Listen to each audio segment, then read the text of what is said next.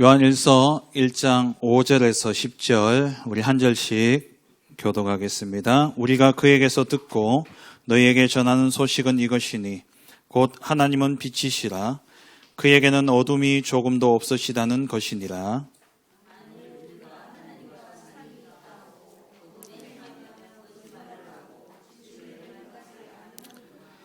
그가 빛 가운데 계신 것 같이 우리도 빛 가운데 행하면 우리가 서로 사귐이 있고 그 아들 예수의 피가 우리를 모든 죄에서 깨끗하게 하실 것이요.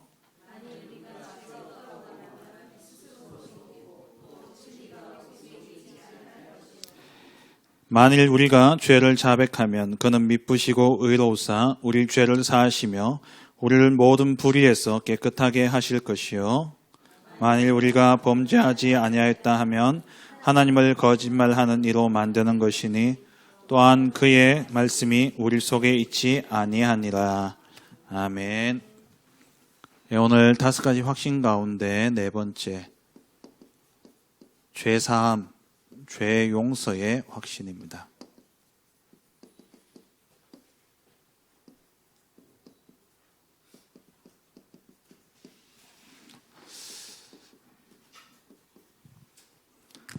죄 없는 사람. 나는 죄 안 짓고 살아요. 모두 다 죄를 지으며 살아가고 있죠.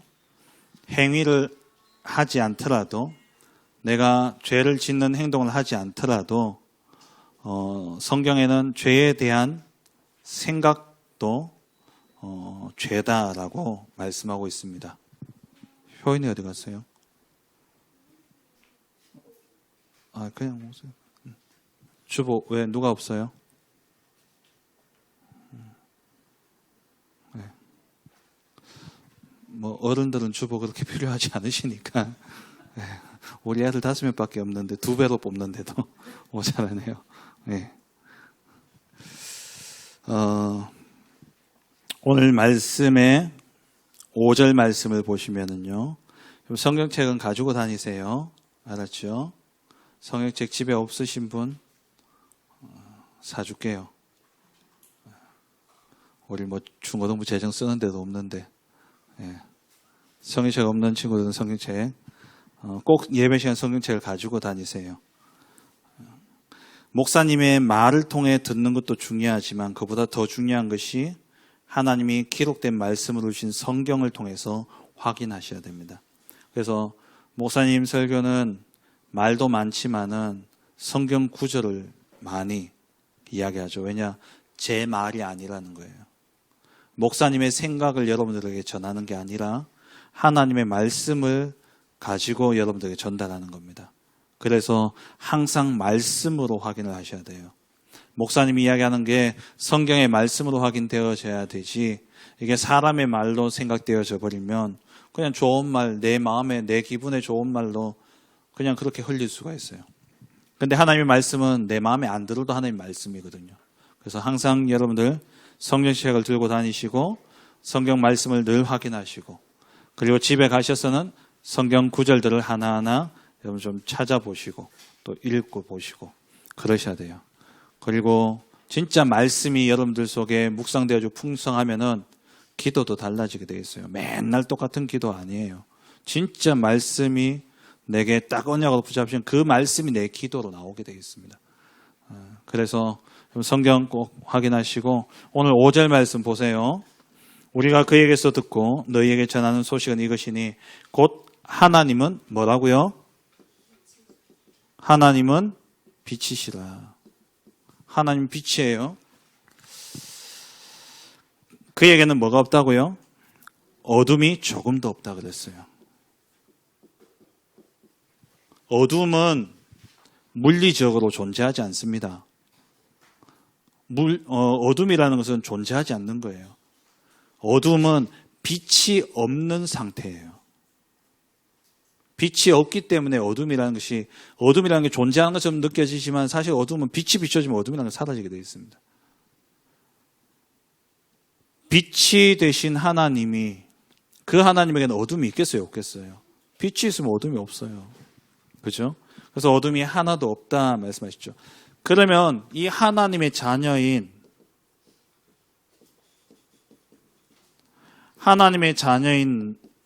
내가 하나님과 교제하고 하나님과 함께 한다고 하면서 하나님 지금 나와 함께 하신다면서 내가 어둠에 거하고 있다? 말이 됩니까? 뭐가 거짓이겠어요? 하나님이 함께 한다는 것이 거짓이겠어요? 내가 어둠과 함께 한다는 게 거짓이겠어요? 여러분 삶을 봤을 때는 하나님이 함께 한다는 게 거짓말인 거야. 내가 어둠에 있다라는 것은 내가 여전히 어둠 속에 살아가고 있고, 어둠이라는 것을 다시 말하면 오늘 제목으로 치면 죄라고 표현할 수 있는데, 내가 여전히 죄 가운데 있다라는 것은 하나님이 나와 함께 하시지 않는다는 거예요. 그 말은 다시 말하면 하나님이 나와 함께 하시지 않는 게 아니라 내가 하나님과 교제하지 않고 있다는 거예요.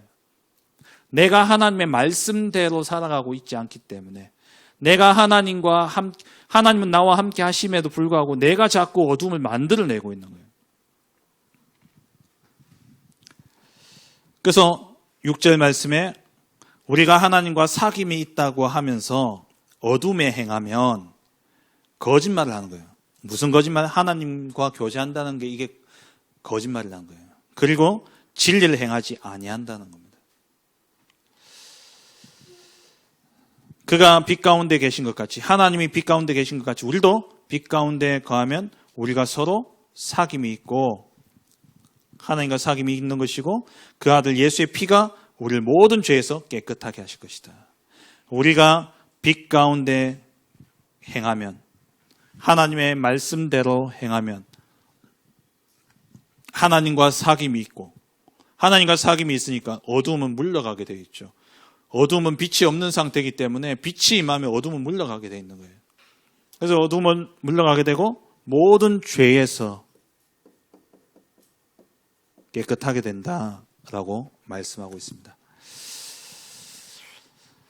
로마서 3장 23절 말씀에 다 아는 말씀이죠. 같이 암송합니다. 시작. 모든 사람이 죄를 범하였음에 하나님의 영광에 이르지 못하더니, 모든 사람이 죄를 범하였다 그랬어요. 그래서 로마서 3장 10절에는 시작. 하나님도 없으며 의인이 없다 그랬어요. 의로운 사람. 다 죄인이라는 거예요. 이 말은 모든 사람이 죄인입니다. 죄가 있는 한 우리는 하나님께 나아갈 수 없어요. 죄가 있는 한 우리는 하나님과 교제할 수 없습니다. 그래서 시편 66편 18절에 같이 읽습니다. 시작. 내가 나의 마음에 죄악을 품었더라면 주께서 듣지 아니하시리라.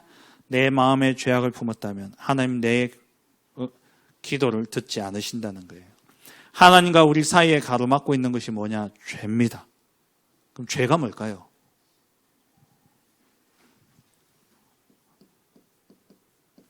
죄가 뭘까요? 여러분들이 지금 생각하는, 목사님 지금 죄라고 했을 때 언뜻 생각나는 죄는 뭡니까? 뭐 사람을 죽인다든지 뭐 거짓말 한다든지 이런 죄겠죠. 오늘 죄에 대해서 여러분 잘 살펴봐야 될 텐데, 죄의 기원은 어디서 시작되었을까요? 죄의 시작은 어디서 왔을까요? 창세기 3장 사건, 선악과 사건이죠. 로마서 5장 12절 말씀을 같이 읽습니다. 시작. 그러므로 한 사람으로 말미암아, 여기서 한 사람은 누굴까요? 아담. 한 사람으로 말미암아 죄가 세상에 들어오고 죄로 말미암아 사망이 들어왔나니, 여기서 사망은 누굴까요? 죽음의 세력을 잡은 자, 마귀, 사단. 이 죄 때문에 사망이 들어와서 모든 사람이 죄를 지었기 때문에 사망이 모든 사람에게 이르렀다. 그러니까 죽음의 결과도, 죄의 결과는 결국 죽음이기 때문에 죽음을 의미하는 것도 있지만 죽음의 세력을 잡은 자, 마귀 모든 사람에게 임한 거예요. 다시 말하면 이 사단이 선악과를 너희가 이건 먹으면 하나님처럼 된다 해서 하나님 말씀을 불순종함으로 죄를 짓게 한 거죠. 죄는 뭡니까? 지금 세상에서 우리나라에서 죄는 뭐예요? 법을 어긴 게 죄죠. 법이 정하는 것은 지켜야 되는데 그 법을 어기면 죄가 되는 거예요. 국가와 국민 간의 약속을 명시해 놓은 게 법입니다. 적어 놓은 게. 그래서 그 법을 어기면 누구나 다 죄인이 돼요. 목사님도 가끔 죄를 짓거든요. 경찰청에서 날라와요. 네. 속도 위반, 신호 위반, 주차 위반 이래 날라와요. 그 목사님 죄잖아요, 죄. 정해진 속도 이상으로 달리지 말아야 했는데 정해진 속도 이상으로 달렸고, 신호 지켜야 되는데 신호 무시했고, 이 다 죄인 거예요. 왜? 근데 법으로 안 정해놨으면 죄일까요? 죄 아닐까요? 죄 아니에요, 그거는. 그건 어떻게 보면 부도덕일 수는 있겠지만 부도덕이 죄는 아니거든요. 도덕적이지 않은 것은 죄라고 할 수는 없어요. 왜? 죄는 법이 있어야 죄가 될 수 있기 때문에. 근데 하나님이 딱 법을 정해 놓은 거예요. 뭐라고요? 창세기 2장 17절에 선과 악을 알게 하는 나무의 열매는 먹지 말라. 이것을 먹으면 반드시 죽으리라. 먹지 마라 했는데 그 말씀을 어긴 거예요. 그게 뭐가 됐냐? 죄가 되어버린 거예요. 이 죄를 짓는 순간 하나님을 떠난 상태가 되어졌고 다시 이 사단의 종이 되어버렸죠. 이게 죄입니다. 여기서 모든 죄가 시작되어지는 거예요. 그래서 오늘 5장 12절 말씀 다시 한번 볼게요. 그러므로 한 사람, 아담이 이 한 사람이 선악과를 먹음으로 말미암아 하나님의 약속을 어김으로 말미암아 죄가 세상에 들어오게 되어졌고 죄 때문에 사단이 왕이 되어버렸어요. 그래서 이 사단이 왕이 되어진 세상 속에 사단이 주인 되어진 사람은 곧 어떻게 하냐? 죄를 지으며 살아가는 거예요. 그럼 죄의 종류는 어떠냐? 죄의 종류는 원죄와 자범죄가 있습니다. 원죄라는 것은 오리지널 신이에요. 그러니까 오리지널 죄의 기원이에요. 이 죄의 시작이 되어지는 그 죄. 모든 죄의 근본인 죄. 이게 뭐라고요? 원죄가 뭐겠어요? 그러면 창세기 3장. 이 창세기 3장의 죄. 이 죄, 그것을 원죄라고 합니다. 그래서 로마서 3장 23절에 모든 사람이 죄를 범하였음에 할 때 그 죄는 원죄를 이야기하는 거예요. 한 사람 때문에 세상에 죄가 들어왔다 그랬잖아요. 그 한 사람의 죄 때문에 온 세상 사람들이 다 죄를 지은 거예요. 죄를 지었다라고 그 죄 아래 살아가는 겁니다. 그게 원죄예요. 그래서 사람들은 어떻게 하냐? 스스로 죄를 짓고 살아가요. 자범죄, 스스로 자자, 범할 범자, 스스로 범하면서 스스로 죄를 지으면서 살아가는 겁니다.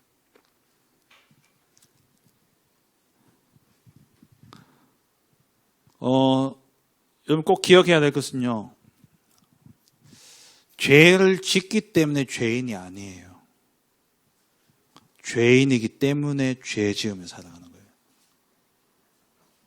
아담은 첫 인간이기 때문에 원래 아담은 죄 없이 창조되어졌거든요.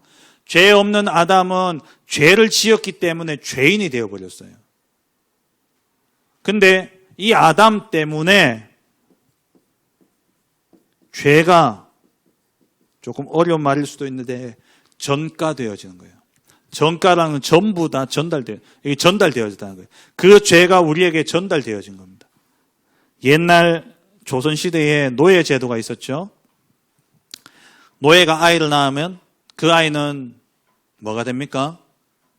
노예가 되어지죠. 법이 그래요. 법적으로 노예가 아이를 낳으면 노예가 됩니다. 그것처럼 원죄를 가진 인간이 아이를 낳으면 그 아이는 원죄 가진 아이가 되어져요. 그러니까 죄인이 되어지는 거예요. 그래서 모든 사람이 죄인이 되어지는 겁니다. 그래서 죄인이기 때문에 늘 생각하고 모든 것이 어떠냐? 악해요. 창세기 6장 5절 말씀에 보면은 여호와께서 사람의 죄악이 세상에 가득함과 그의 마음으로 생각하는 모든 계획이 항상 악할 뿐임을 보시고, 사람들이 늘 생각하는 게 뭐냐? 악해요. 늘 어떠냐? 하나님을 대적하려는 거예요. 그래서 이 죄의 결과는 뭐냐? 죄의 결과, 죄에는 반드시 보응이 따르게 되어 있습니다. 죄에는 반드시 보응이 따르게 되어 있어요. 죄에는 대가가 따른다는 말이에요. 죄의 대가는 로마서 6장 23절에 죽음인데, 모든 사람이 죽죠. 죽음인데, 그보다 더 조금 자세하게 설명하면 죄의 결과는 뭐냐? 태어나는 순간부터 마귀 자녀로 태어납니다. 너희는 너희 아비 마귀에게서 났으니. 왜? 사망이 세상에 들어왔기 때문에. 이 사망이 왕노를 타고 있다는 거예요. 그래서 마귀 자녀가 되어지죠.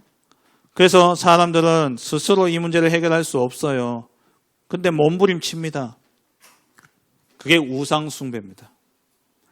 거짓을 쫓아가는 거예요. 그 결과 영적 문제, 정신 문제로 고통당하게 되어지죠. 지금 세상 보세요. 얼마나 끔찍한지. 지난주에 여러분 뉴스 잘 안 보죠? 잘 안 보는 게 좋아요. 워낙 세상이 험하고 너무 끔찍스러운 일들이 많이 일어나기 때문에 우리 여자친구들 남자 잘 사귀어야 됩니다. 진짜 조심해야 돼요. 정말 기도하면서 성령 인도 속에 만나야 돼요. 왠지 알아요? 지난주 어떤 사건이 있었는지 알아요? 데이트 폭력에 시달려가지고 이 데이트 폭력 때문에 경찰서 가서 여자가 이제 그 경찰서 갔다 와가지고 남자가 나와서 여자를 죽여버린 거예요. 지난주에. 경찰서 가서 실컷 조사받고 나와서 제가 기억이 정확하게 제가 다 읽어보진 않았는데 그냥 토픽만 봤는데 10분인가? 지나지 않은 하여튼 나오자마자 얼마 안 돼가지고 여자 죽여버린 거예요. 진짜 조심하셔야 됩니다. 우리 상인동에서 끔찍한 사건이 있었거든요. 지금부터 한 7, 8년? 한 10년 됐나? 연애를 했는데 아가씨 집에서 남자 만나지 마라 한 거예요. 이 남자가 앙심을 품고 그 여자 집에 들어와가지고 그 여자 부모, 그리고 또 부모님만 죽였나? 제가 기억이 부모님 죽이고 그 여자애도 죽이려는 이 여자는 아파트 뛰어내려가지고 겨우 살았어. 평생 트라우마에 시달려 사는 거죠. 끔찍하죠. 그게 뭡니까? 미쳤죠. 그걸 보고 정신문제라는 거예요. 그걸 보고 뭐라냐? 영적 문제라는 거예요. 사람에 대한 존엄성이 없어요. 상대에 대한 배려가 없어요.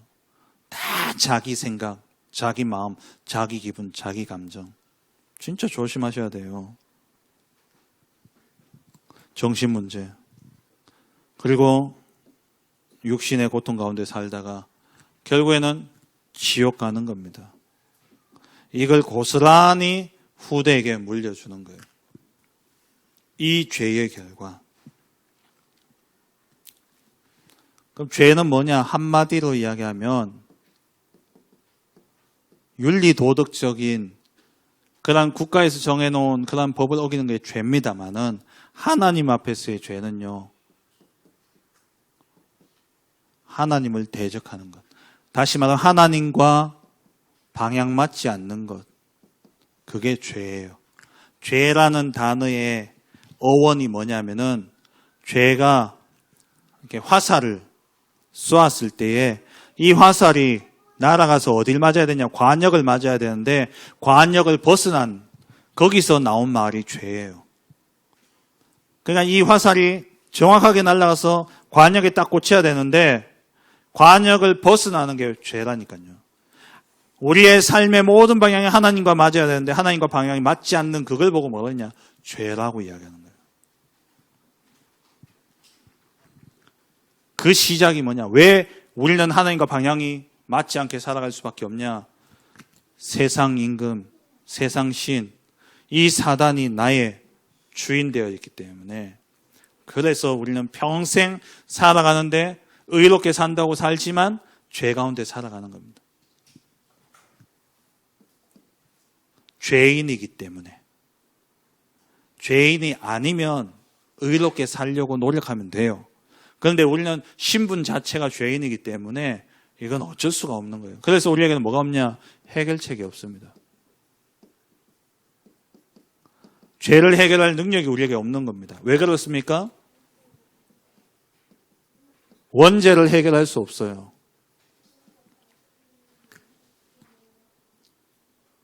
아담이 지은 죄를 내가 어떻게 해결합니까? 내가 해결 못해요.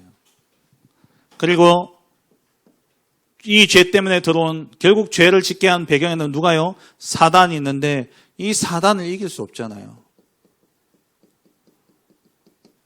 사단을 이길 수 없기 때문에 우리는 죄 문제 해결할 수 없습니다. 그리고 더욱이 원죄뿐만 아니라 자범죄도 우리는 해결 못합니다. 죄 안 짓고 살아갈 수 있냐고요. 창세기 6장 5절 말씀처럼 사람이 생각하는 모든 게 악할 뿐이기 때문에 바울도 이렇게 고백했잖아요. 오호라 나는 공고한 사람이로다. 이 사망의 몸에서 누가 나를 건져내랴. 내가 마음은 하나님의 법을 따르고자 하는데 이 육신이 약해가지고 늘 죄의 법을 따른다는 거예요. 하나님의 법을 행하고자 하지만 결국 죄의 법을 행하고 있는 겁니다. 왜 그러냐? 여기에 이 사단에게 완전히 장악되어져 있기 때문에 이 체질 가운데 살아가고 있기 때문에 그래요. 우리 스스로는 해결할 수 없어요.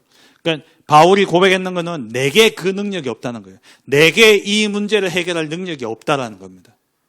그럼 진짜 해결책이 있어요. 참 해결책을 하나님 우리에게 주셨다는 거예요. 내게는 없지만 내게 하나님이 해결책을 주셨어요. 그분이 누굽니까? 예수 그리스도예요.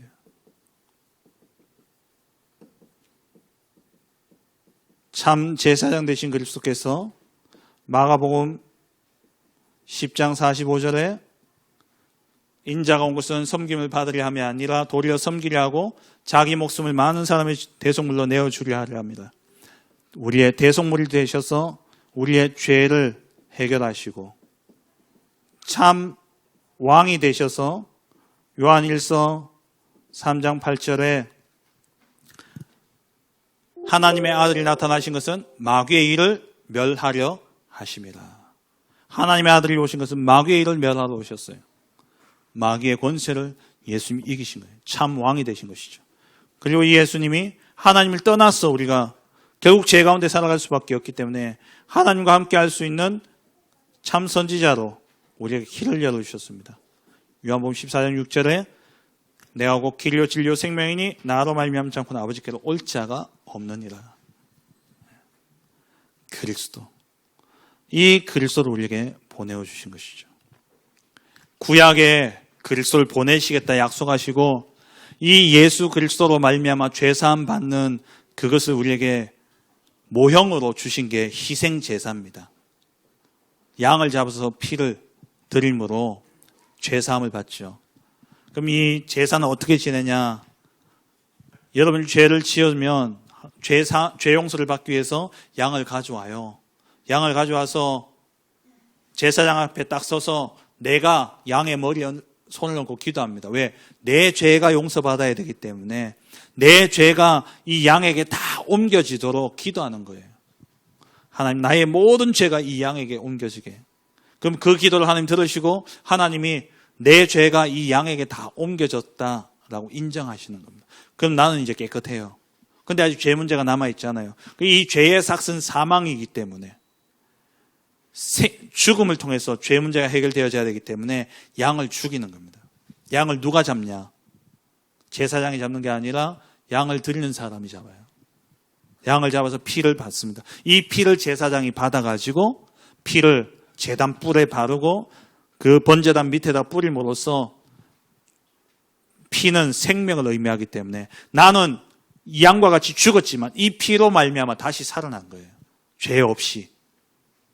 그래서 죄의 사함을 받는 겁니다. 근데 이 제사는 구약에 한 번 드리면 끝나요? 계속 드려야 되는 거예요. 반복적으로 드려야 돼요. 그래서 예수님이 한 번에 이 죄 문제를 해결하시고자 이 땅에 오신 겁니다. 그래서 히브리서 9장 12절 말씀 같이 읽습니다. 시작. 염소와 송아지의 피로 하지 아니하시고 오직 자기의 피로 영원한 속죄를 이루사 단번에 성소에 들어가셨느니라. 단번에, 한 번이란 말이죠. 한 번의 제사를 통해서 영원한 속죄를 이루신 거예요. 구약의 제사는 매번 제사를 드려야 돼요. 근데 그것도 완전한 제사가 아니야. 죄 지을 때마다 양을 잡아야 돼요. 돈도 많이 들겠죠. 번거롭기도 하죠. 안 그러면 죽어요. 죄 때문에.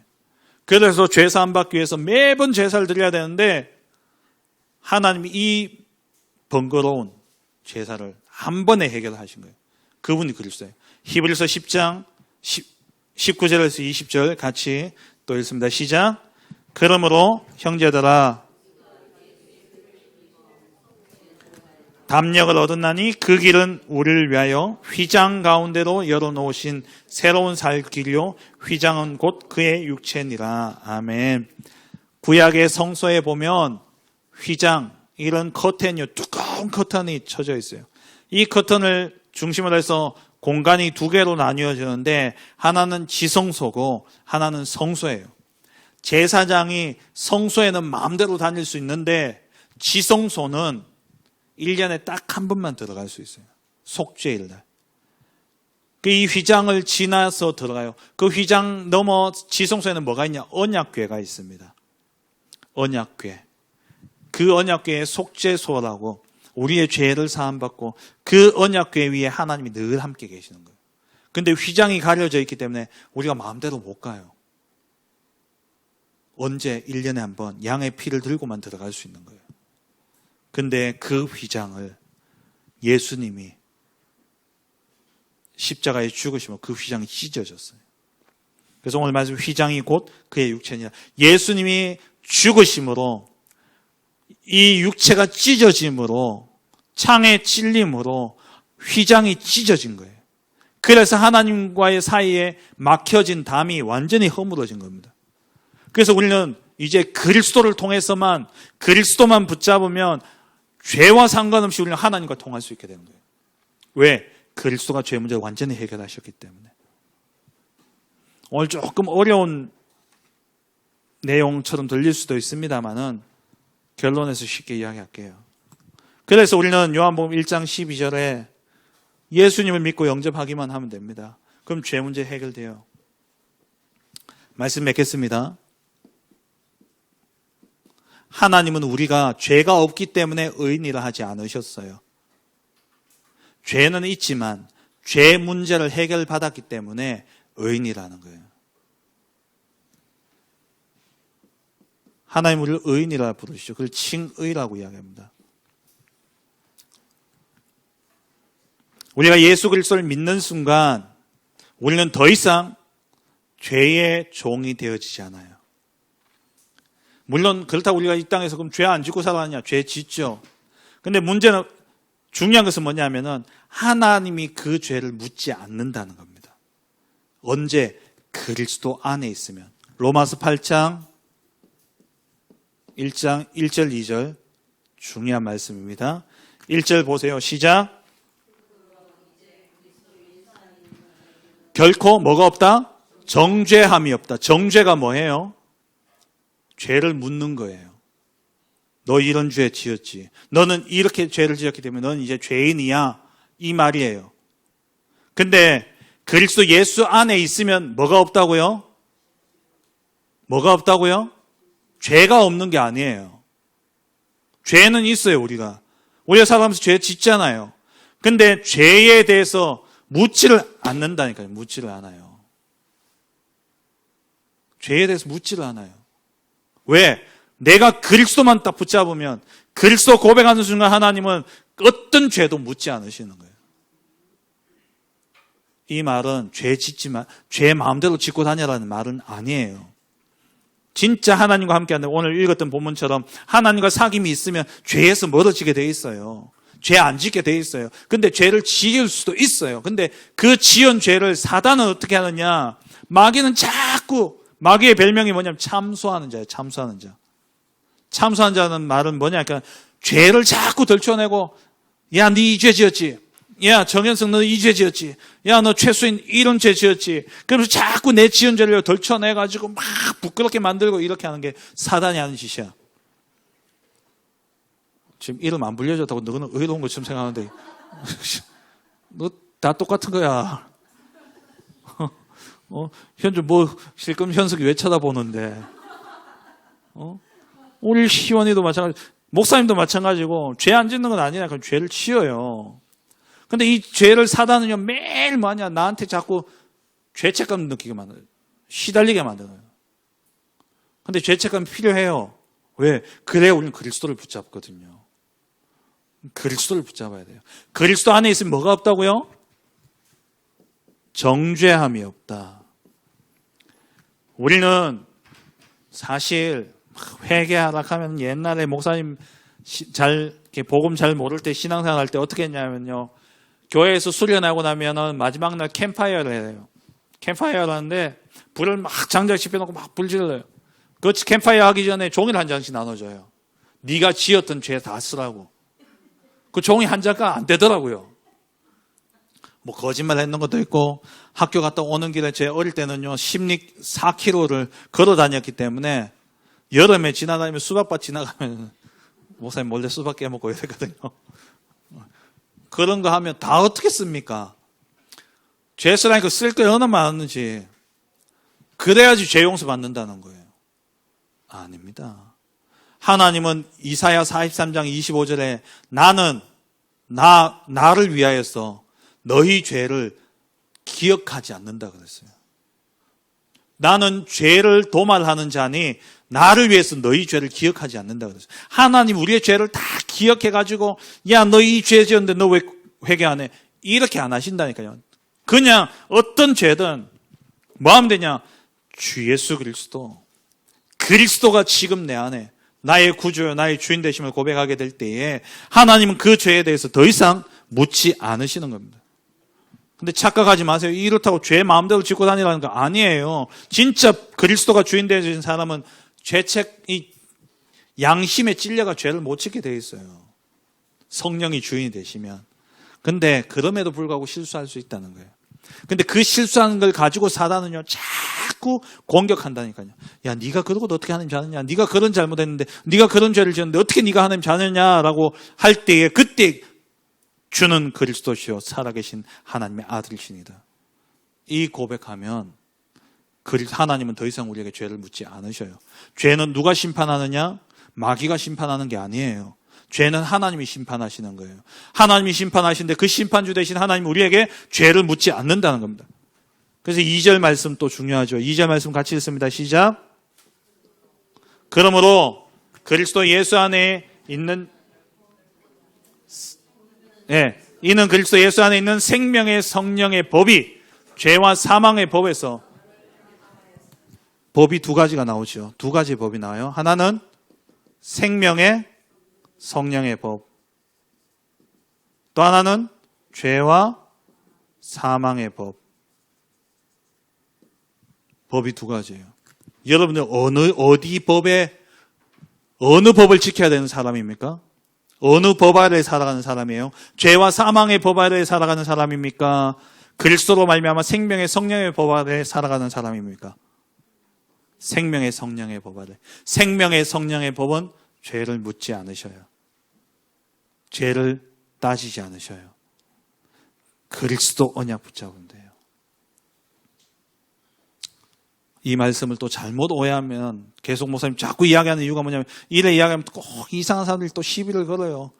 그럼 제 마음대로 짓고 살아도 되겠네 이래요.